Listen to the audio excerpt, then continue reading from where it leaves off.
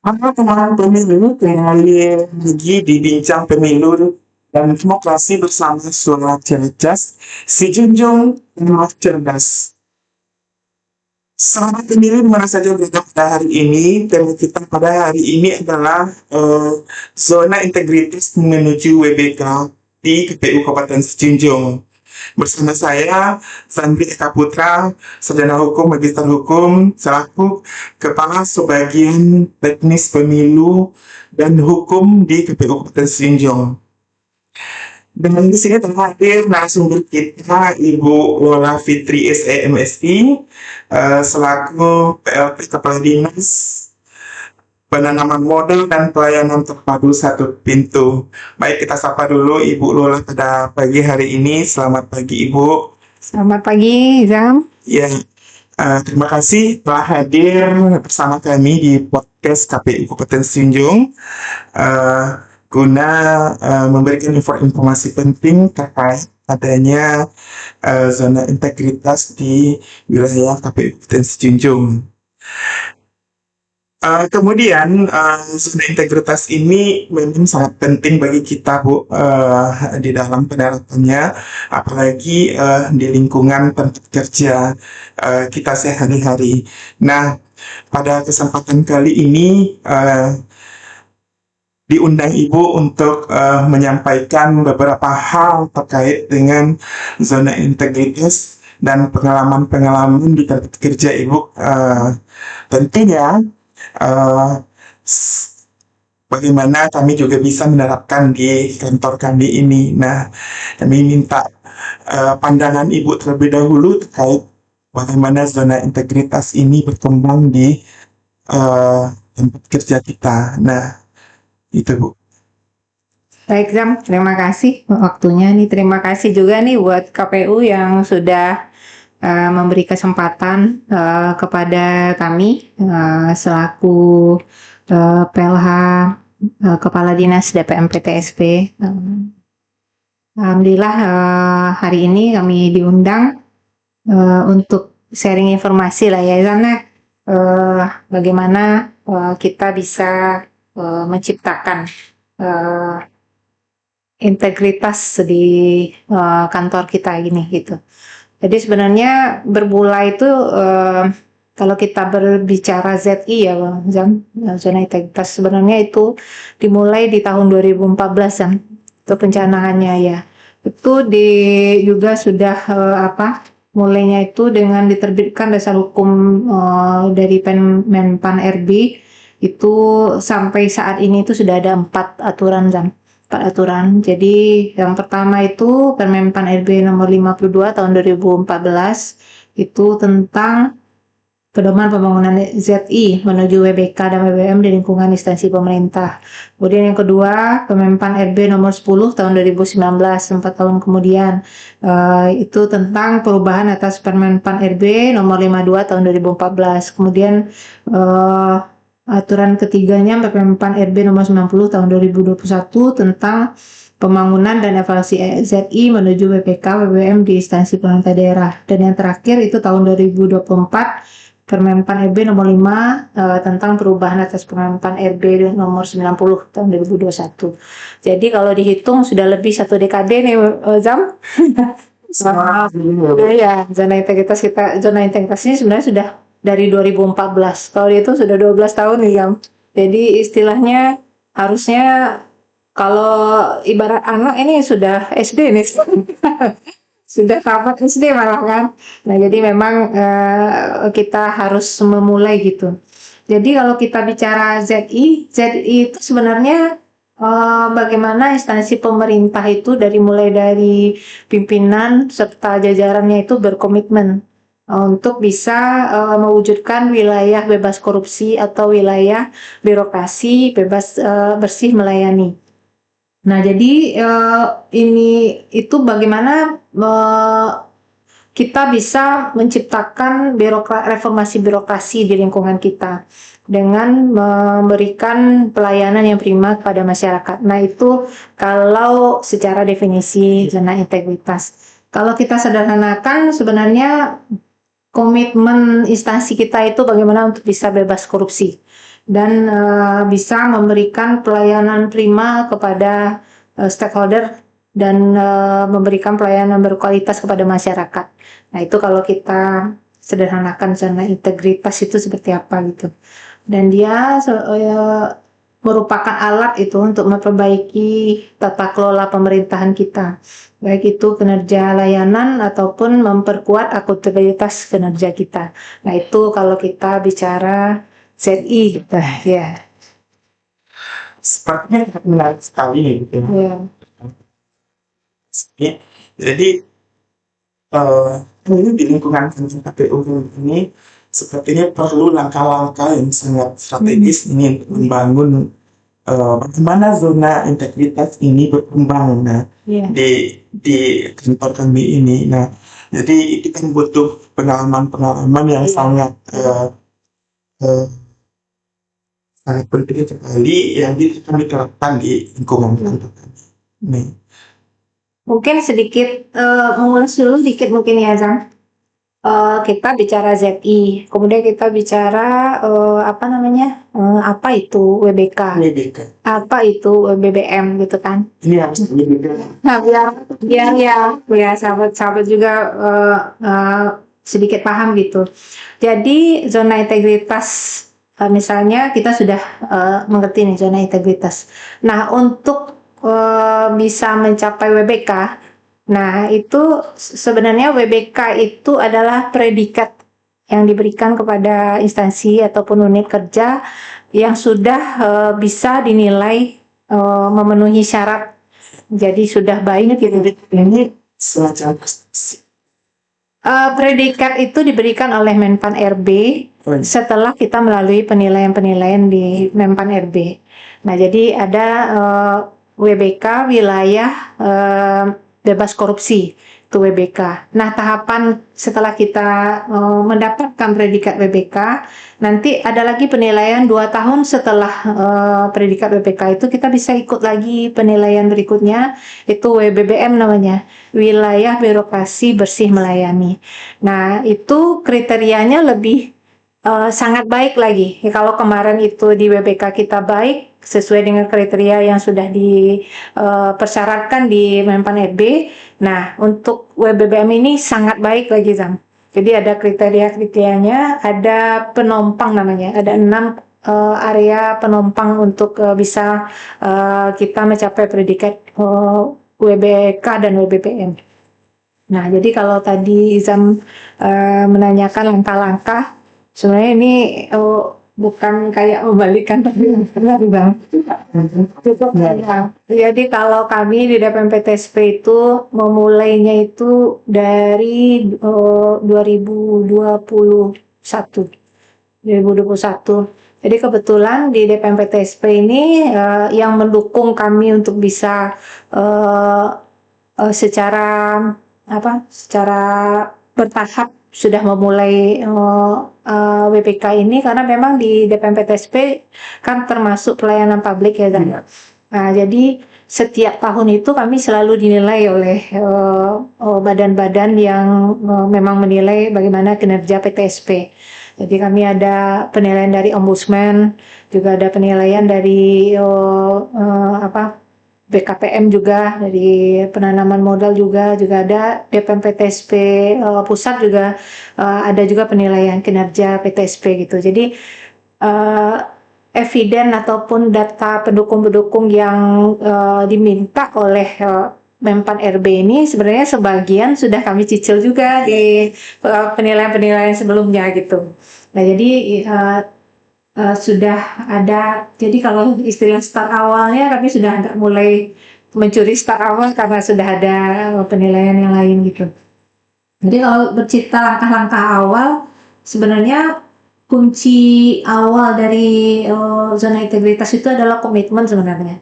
Komitmen bersama gitu, komitmen mulai dari pimpinan instansi dan seluruh ASN yang ada di lingkup, walaupun nggak ASN, kalau di KPU kan nggak kayak ASN aja ya, ada komisioner juga ya. Komisioner. Ya, jadi itu sebenarnya satu kesatuan yang ada di unit kerja. Jadi ada komitmen bersama. Jadi di awal pertama itu bagaimana kita berkomitmen untuk fondasi sistem dan perubahan budaya kerja. Nah, kalau bisa kami urutkan itu, yang pertama-tama itu adalah komitmen dari pimpinan dan seluruh pegawai. Dimulai dengan deklarasi bersama antara pimpinan dan seluruh ASN. Kalau di kami itu ada pencandangan zona integritas namanya. Itu dibikinkan kayak spanduk itu, nanti mereka bersama-sama ditandatangani bersama. Nah, mulai dari pimpinan sampai semua seluruh ASN yang ada di lingkup PTSP. Kemudian sama-sama berkomitmen untuk tidak korupsi, berkomitmen tidak gratifikasi, berkomitmen juga untuk siap melayani secara profesional. Profesional. Ya, jadi itulah yang langkah-langkah pertama. Kemudian yang kedua itu pembentukan tim zona integritas. Jadi ada SK-nya. Kalau di sini mungkin nanti SK apakah ketua KPU atau KPU. ya, sudah ada ya, sudah ya. Nah, ada tim khusus untuk mengelola pembangunan ZI ini. Jadi pembangunan ZI itu nanti ada ketuanya, ada koordinator, ada anggotanya juga. Kemudian yang ketiga, identifikasi masalah, Zam. Jadi kita harus mengidentifikasi apa masalah dan apa manajemen risiko yang akan kita buat gitu. Jadi pengelolaan ini gunanya adalah kita bisa memetakan titik rawan-rawannya di mana. Potensi-potensi. Ya, apakah titik rawan korupsinya di mana, kemudian kelemahan pelayanan kita di mana, kemudian sehingga nanti apa yang kita tuju itu tepat sasaran gitu, karena sudah ada pemetaan. Kemudian penyusunan rencana kerja kan, jadi kita sudah susun nih, kita sudah ada tim, nah bikin juga rencana kerja tim, apa-apa saja yang akan kita buat, nah, termasuk kalau di penilaian itu ada 6 area kan.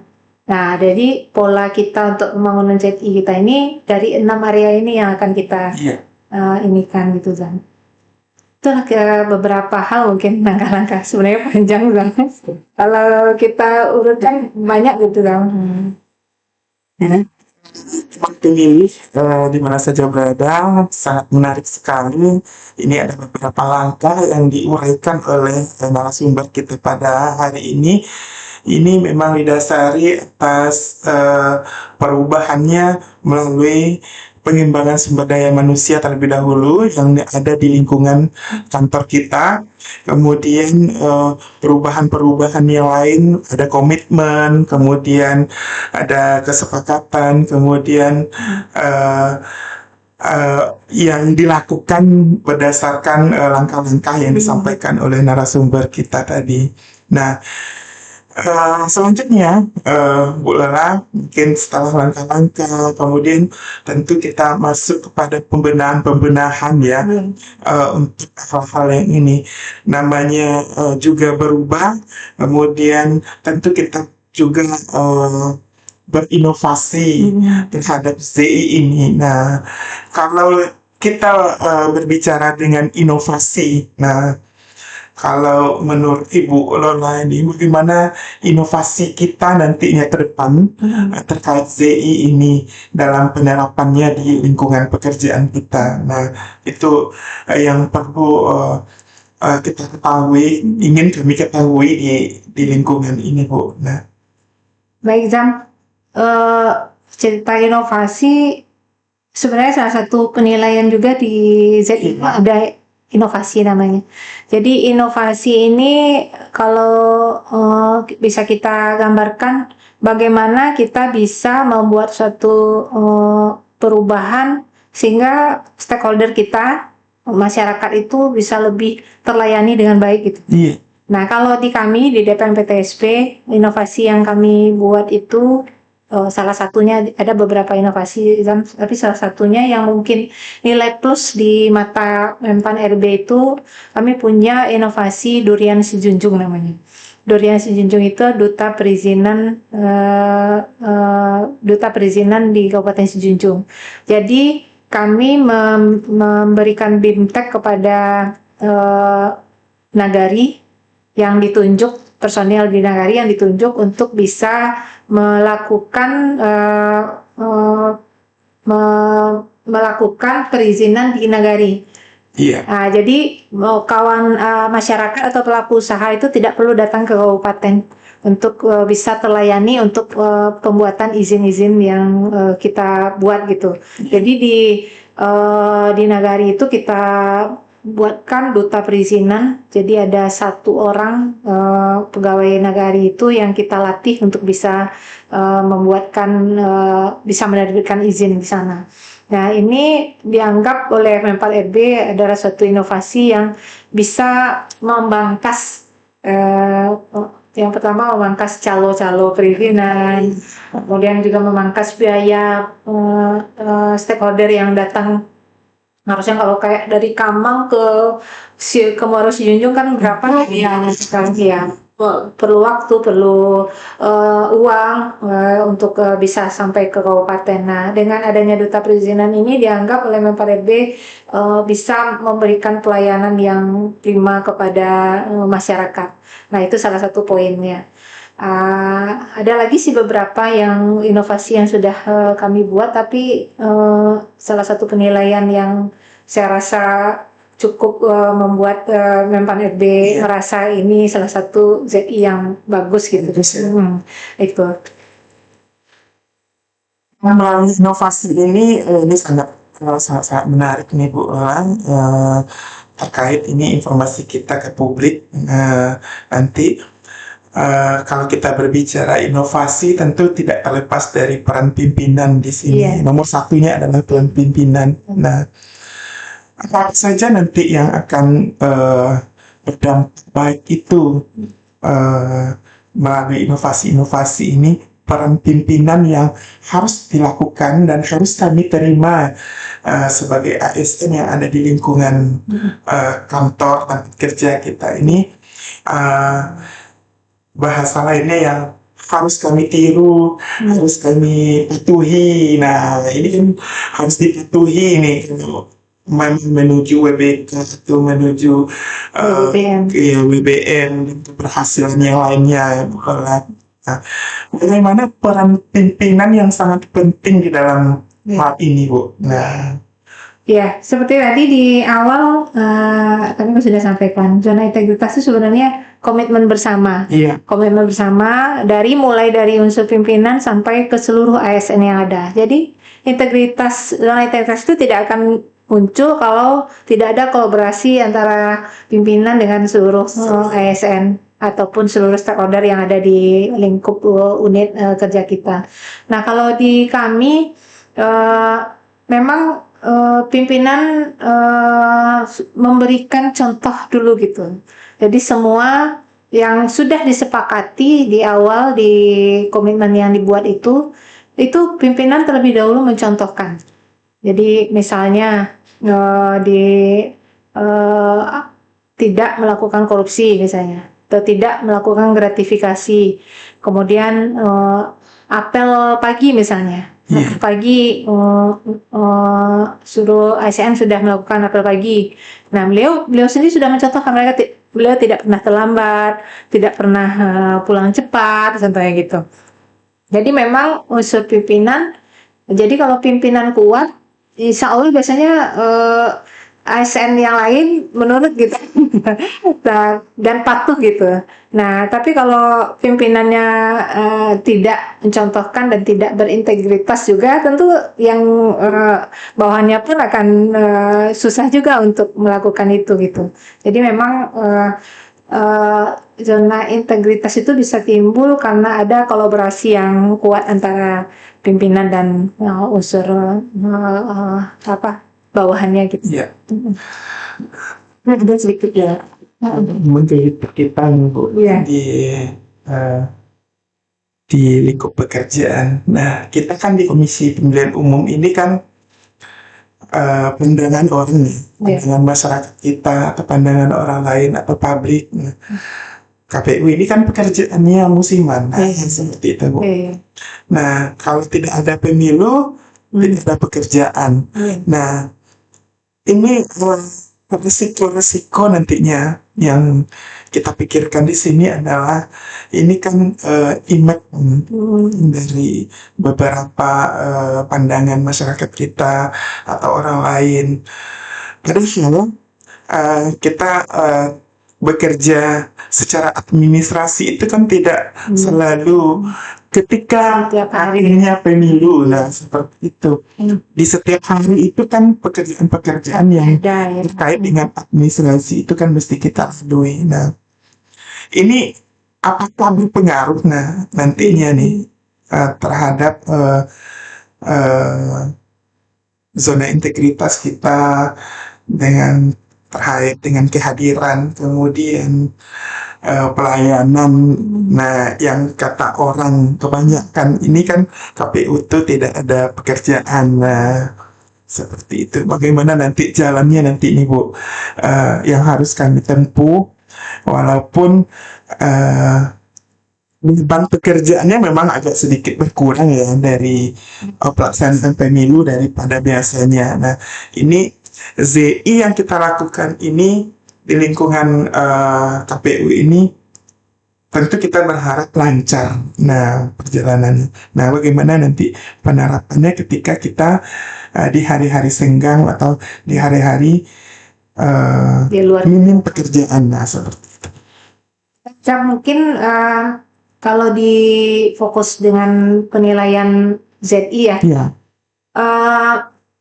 di penilaian ZI itu sendiri sebenarnya ada website yang dinilai juga. Iya, website ya. Nah, Mungkin sekali Bu. ya, websitenya juga ada. Sebenarnya banyak sih Zam yang di Yang mesti ya gitu. Tapi salah satunya itu ada website. Jadi di website itu mencerminkan apa kegiatan yang ada di dinas kita gitu Zam. Termasuk juga ada kalau di kami ada pengaduan juga Zam. layanan kreatif. Iya, layanan pengaduan. Kalau di Pemda itu namanya spam lapor. Itu salah satu juga dicek juga oleh Pempan RB. Jadi sebenarnya kalau di website itu nanti dia lihat gitu Zam. Sebenarnya apa sih yang sudah kita kerjakan itu. Jadi di website maupun media sosial yang sudah ada di kita. Kayak misalnya sekarang nih ada podcast misalnya kan.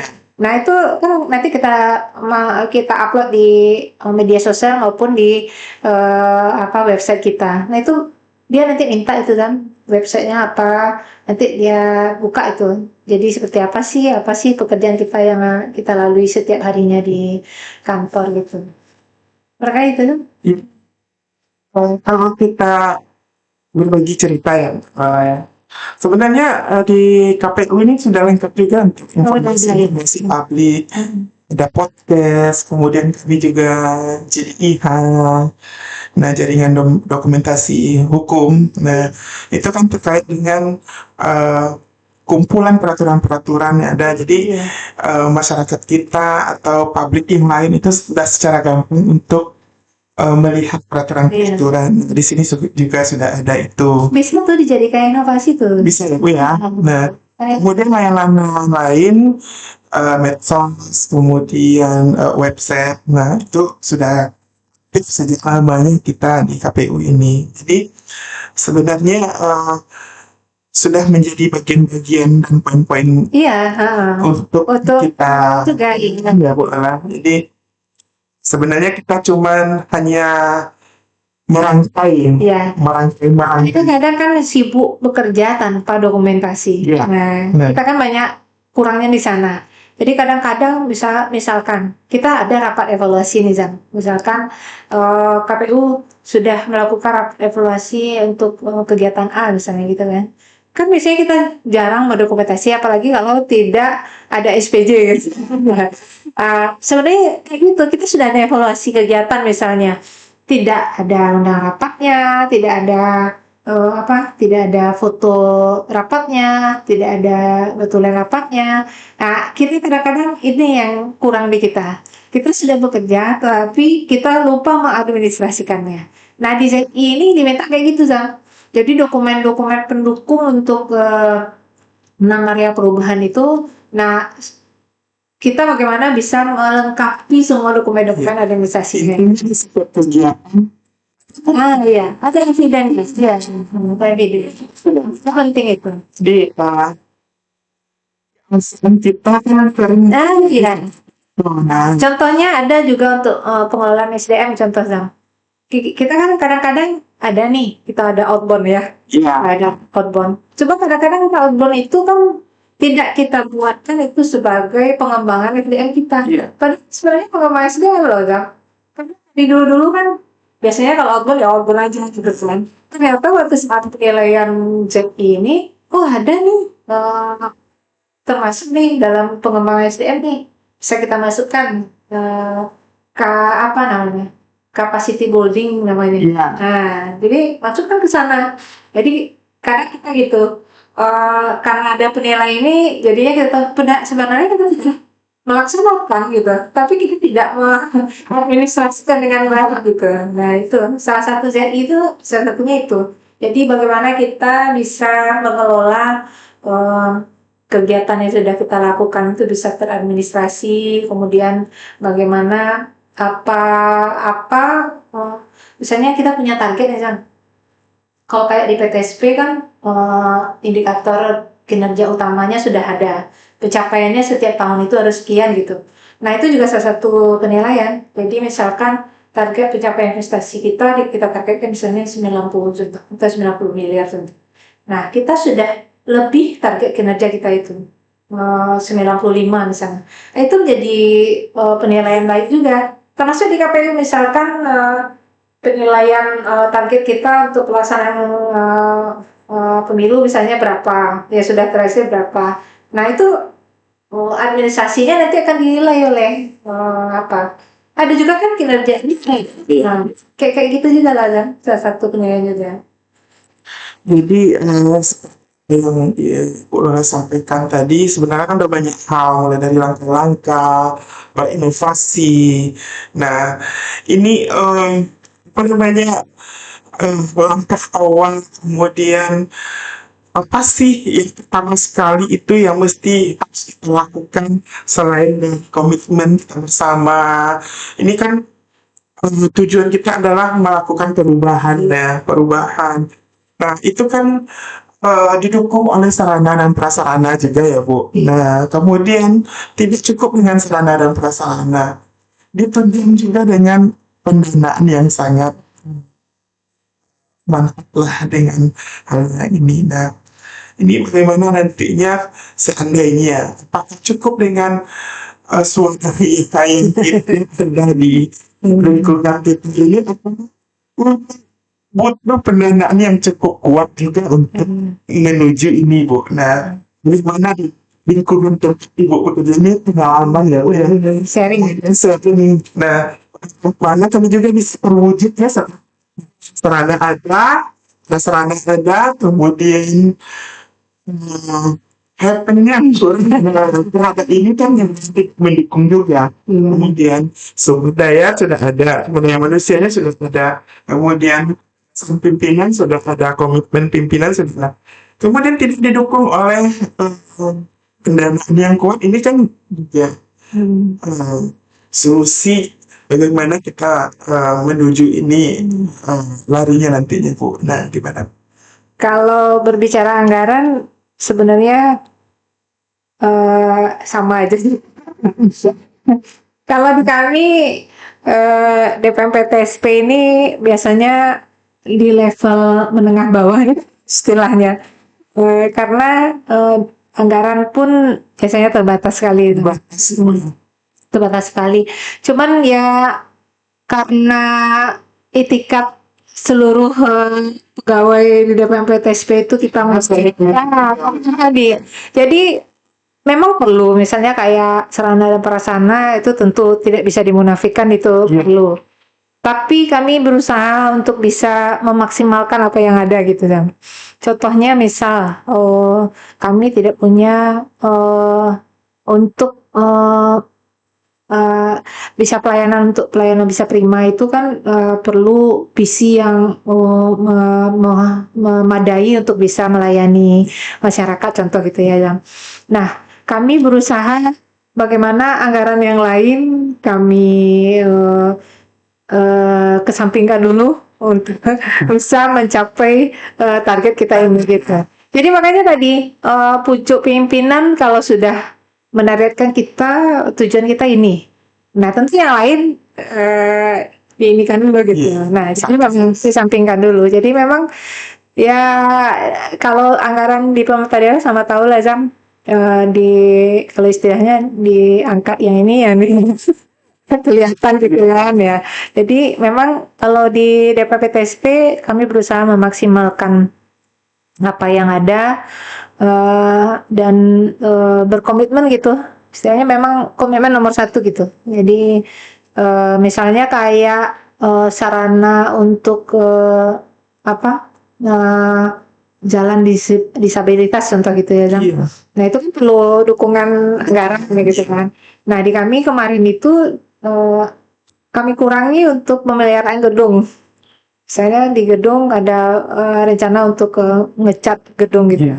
Nah kami pending dulu yang ini, kami apakan untuk ke yang jalan untuk disabilitas itu. Seperti itu lah Jam. Jadi kalau memang sudah berniat dan berkomitmen itu tentu dengan segala Iya. macam dan upaya kita untuk bisa mencapai tujuan kita gitu. Iya. Intinya kan fokus. Iya, fokus ya. Dan iya, Memang benar-benar bisa merubah. iya, Merubah. iya. Itu yang Iya. merubah. Ini bagi kita ya buatnya. Itu gampang Zam. Nah, jadi mindset kita ini kan kadang-kadang kita sudah terbiasa dengan zona nyaman kita ya. Kita sudah biasa, apalagi kalau pegawai negeri pada umumnya itu kan bekerja itu seperti yang biasa saja lah, kan seperti itu, sudah zona nyaman. Jadi kadang-kadang dia anti terhadap perubahan. Iya. Nah itu yang agak lebih sulit kalau menurut Ibu ya, daripada kita membicarakan anggaran. Lebih susah merubah mindset pegawai kita ini bagaimana bisa berintegritas gitu. Berintegritas itu kan bagaimana dia bisa datang ke kantor dan bisa memberikan outcome yang terbaiknya dan bagaimana bisa target-target yang sudah ditetapkan itu bisa dia laksanakan, kan itu yang integritas. Nah merubah itu tuh yang lebih sulit kalau menurut Ibu, ketimbang kita berbicara sarana prasarana segala macamnya. Itu sebenarnya kalau sudah komitmen atasan, apapun bisa kita upayakan gitu. Bisa belajar dari hal-hal yang Iya. jelas. Iya. Jadikan lingkungan kita ini bebas dari yang lain-lain dan menuju zona ini. Jadi itu kan juga berdasarkan SOP yang kita punya. Iya, betul. Nah, seperti itu. Jadi tidak terlepas dari Iya. SOP. Jadi salah satu penilaian juga SOP itu harus ada di depan. Jadi setiap Harus kita tantangan. iya, jadi ada kalau di kami itu SOP kebetulan kami panjang, jadi ada bukunya ditaruh di depan. Jadi SOP itu harus transparan kepada masyarakat. Jadi misal kalau di sini misalnya untuk mendaftar apa gitu kan, untuk pendaftaran sekian hari, itu sekian itu harus dipampang di depan. Jadi sudah masyarakat tidak perlu mencari lagi, tidak perlu bertanya. Jadi berapa hari satu pelayanan itu atau berapa jam pelayanan itu bisa diberikan. Itu harus ada. Jadi memang banyak sih sebenarnya. Ke sahabat teman pemilih di mana saja berada, mungkin masih tetap di Sitas Junjung Rahmat Cerdas. Sepertinya sangat menarik dan panjang lebar. Kalau kita urut tidak akan bakal selesai ya Bu ya. Ini sangat banyak materi-materi yang harus kita sampaikan, kemudian yang harus kita dalami secara bersama. Namun ada waktu juga yang mengikat kita sebenarnya. Mungkin pada kesempatan di lain waktu nanti kita juga bisa untuk berbagi informasi dan berbagi ilmu, kemudian sharing terhadap zona integritas ini. Nah, untuk yang terakhir nih, Bu Lola, nih tantangan yang harus kita hadapi eh, ZI ini, kemudian ini kan banyak tantangan nih yang harus kita lewati menuju perubahan yang sangat signifikan di lingkungan kerja. Nah, kira-kira di tempat Ibu nih punya tantangan nggak Bu di sana dalam menuju di zona integritas ini? Ini yang sangat penting sekali kami ketahui ini. Tantangan apa saja yang harus kita Iya, hadapi nantinya dalam lingkungan zona integritas ini. Ini perlu kami ketahui ini Bu. iya. Bicara tantangan pasti ada lah, Dan pasti banyak malah gitu kan. Tadi seperti tadi sedikit sudah saya singgung, tantangannya itu ya dari mindset dari aparatur tadi, itu yang paling tantangan yang paling terbesar. Jadi untuk mengubah mindset seseorang itu kan tidak mudah gitu. Nah, jadi bagaimana kita bisa merubah mindset pegawai itu dari yang tidak berintegritas menjadi berintegritas. Nah, itu yang cukup susah kita. Kemudian ada juga yang resistensi terhadap perubahan gitu. Jadi dia anti gitu terhadap perubahan. nanti Iya, anti terhadap perubahan gitu. Jadi apa nih yang mau kerjakan? Ada juga yang sok-sokan lah, gitu sok berubah lah, gitu. Jadi itu salah satu tantangannya juga. Kemudian pegawai kita ini juga masih banyak yang belum kinerjanya belum berbasis hasil gitu, Zam. iya. Jadi dia bekerja pokoknya udah datang terus ya udah gitu. Belum berbasis hasil. Jadi kan kalau berintegritas itu kan kita bekerja sesuai dengan target yang sudah ditetapkan. Nah, itu juga salah satu tantangan. Karena memang budaya kerja kita ini yang harus berubah gitu, Zan. Tidak seperti yang biasa. Kita harus berubah ke yang lebih baik. Bagaimana pelayanan kepada masyarakat itu bisa kita berikan dengan maksimal, lebih profesional, kemudian terukur lah dengan apa yang sudah kita lakukan. Kemudian juga tadi juga sudah disinggung bagaimana kita bisa memberikan atau menyiapkan dokumen-dokumen pendukung atau eviden-eviden yang sudah kita kerjakan. Karena salah satu penilaian yang tadi sudah disebutkan, semua berbasis eviden dan Zam. Kalau nanti kita boleh sharing nanti silakan datang ke DPMPTSP, kami lihatkan itu evidennya itu tebal Zam. Ada 3 map sebesar ini.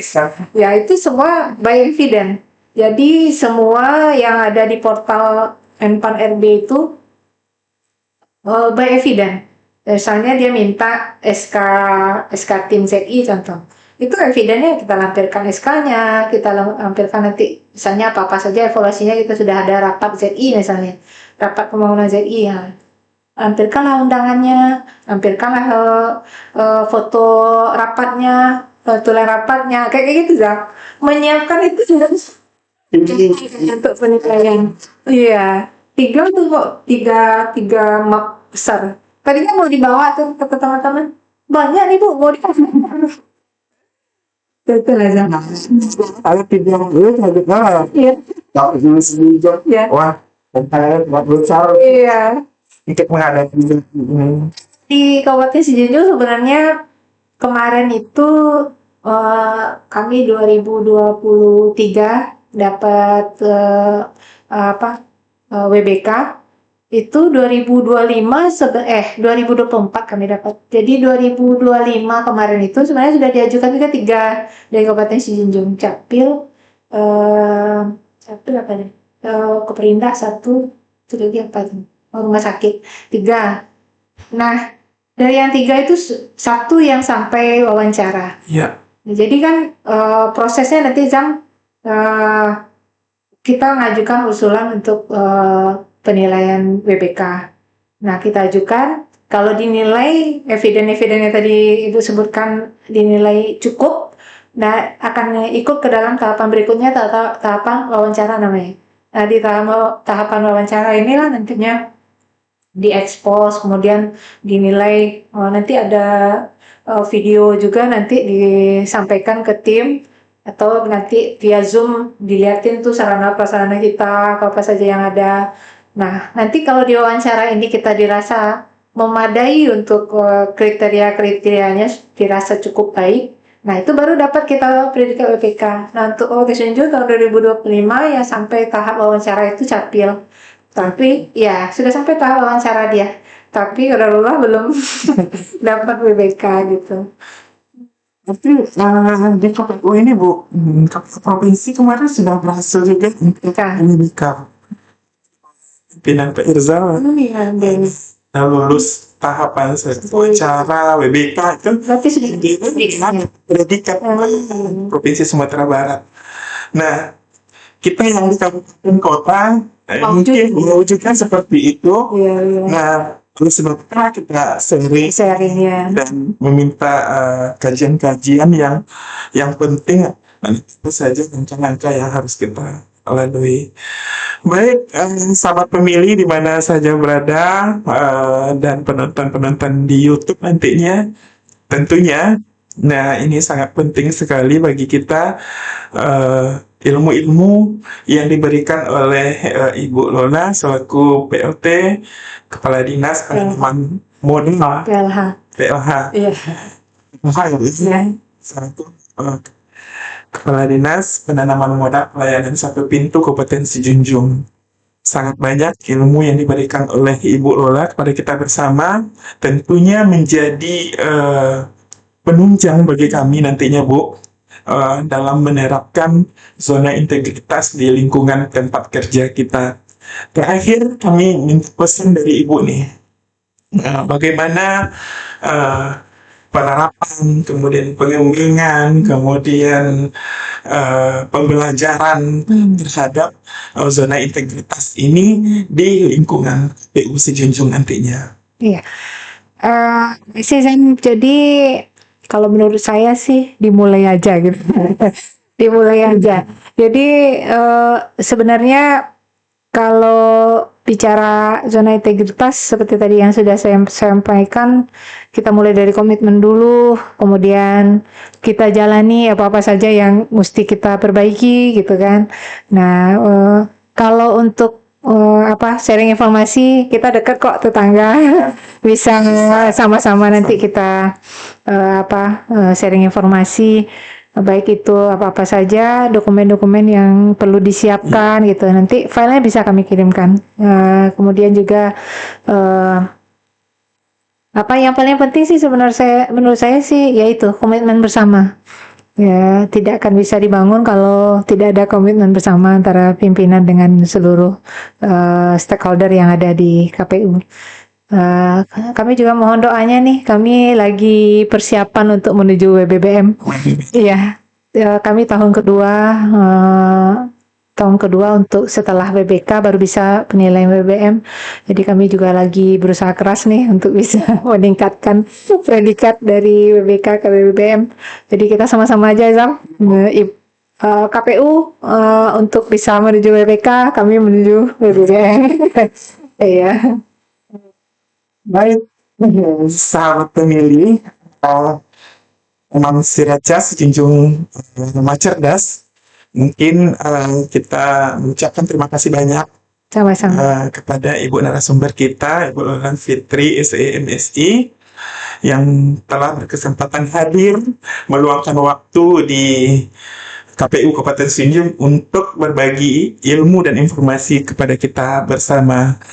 Nah, sampai di sini dulu perjumpaan kita pada hari ini.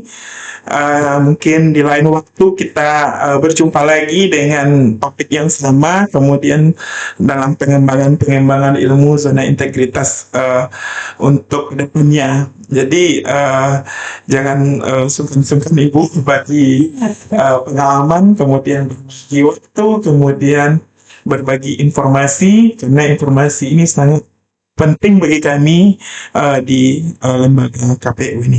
Terima kasih banyak Bu telah membersamai kami pada hari ini.